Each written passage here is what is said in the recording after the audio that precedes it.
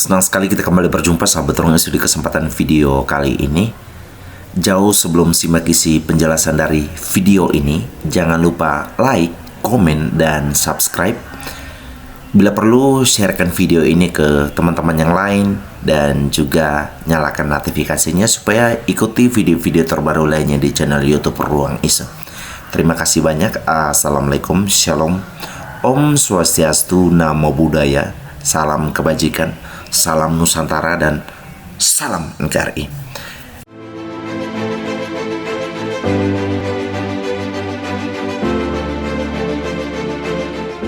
Dalam kesempatan video kali ini, saya ingin sedikit menyoroti dan juga menanggapi mengenai debat ketiga tadi malam sahabat Ruang Isu. Sangat menarik perhatian kita.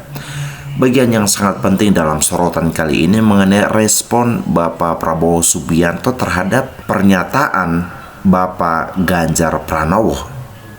Bapak Prabowo Subianto mengatakan bahwa kok saya dengan Pak Ganjar Pranowo itu sepemikiran, sependapat. Hal tersebut ditanggapi dari banyak pihak, terlebih netizen plus 62. Aduh, mereka mengatakan bahwa kalau sepemikiran, ya kenapa tidak jadi wakilnya saja waktu itu? Ya simpel saja kan. Ya itu dia. Tetapi saya melihat dari sisi yang lain, pernyataan yang diresponi oleh Pak Prabowo Subianto tersebut itu apakah secara psikologis dia mau membentengi dirinya itu supaya dia tidak begitu banyak dikritisi, ditanggapi, diresponi oleh Bapak Ganjar Pranowo, atau memang sebaliknya?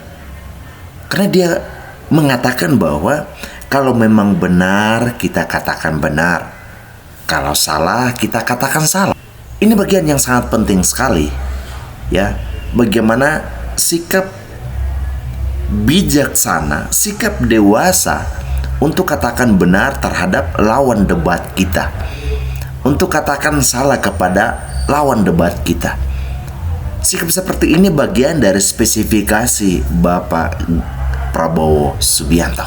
Pada inti dari respon yang disampaikan oleh Bapak Prabowo Subianto, saya melihat bahwa ini bagian dari sikap kerendahan hati Bapak Prabowo Subianto, ya.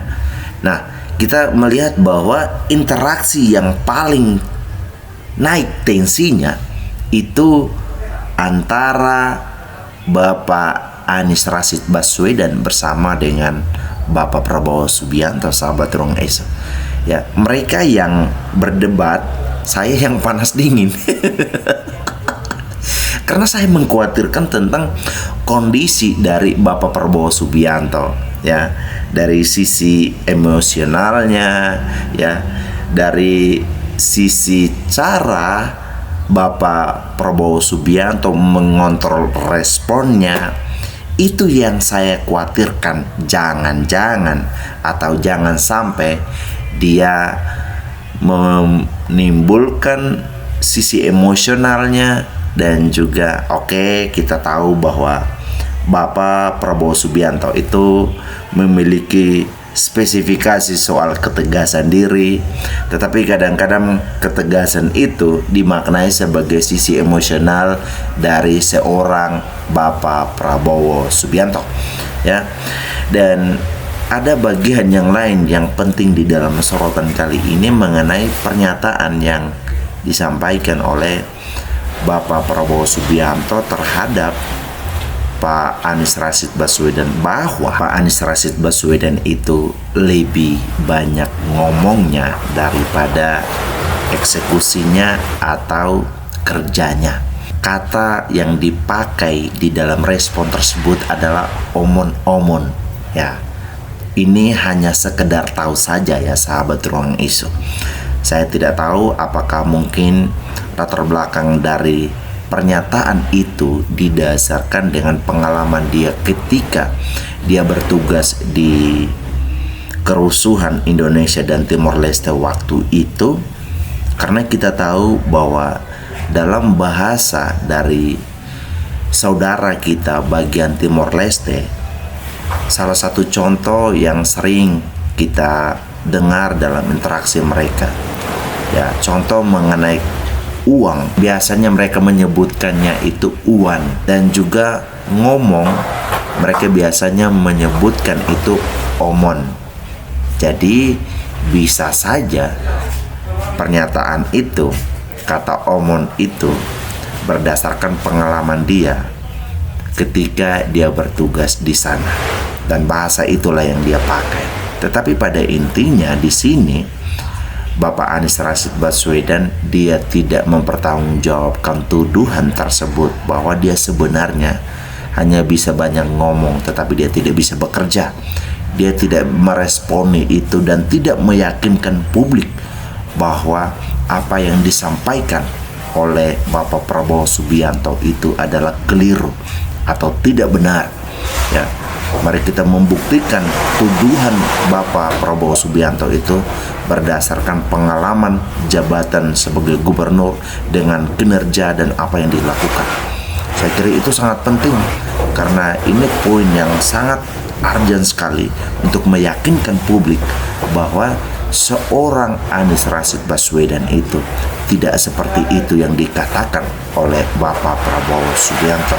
Dan jauh lebih penting dari visi misi dan juga interaksi dalam debat ditunjukkan oleh Bapak Ganjar Pranowo, itu sangat luar biasa sekali, memposisikan diri untuk menyeimbangkan ya suhu antara Bapak Prabowo Subianto dengan Pak Anies Rashid Baswedan. Tetapi ujung-ujungnya Bapak Prabowo Subianto juga diserang oleh Bapak Ganjar Pranowo. Agak sedikit naik tensinya, ya, pesawat yang bekas dan segala macam itu. Dan Bapak Prabowo Subianto menyampaikan berdasarkan pengalamannya dia di dalam jabatannya sebagai Menhan, ya.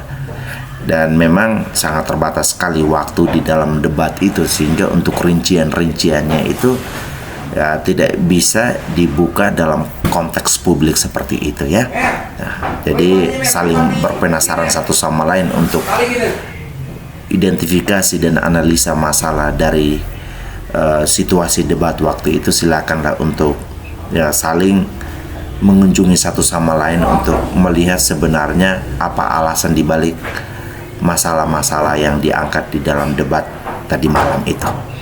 Ya, itu saja.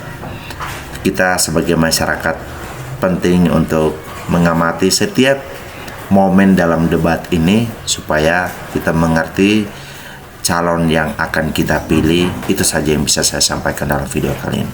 Terima kasih semua sahabat Orang Isu sudah menonton video ini sampai selesai. Salam NKRI.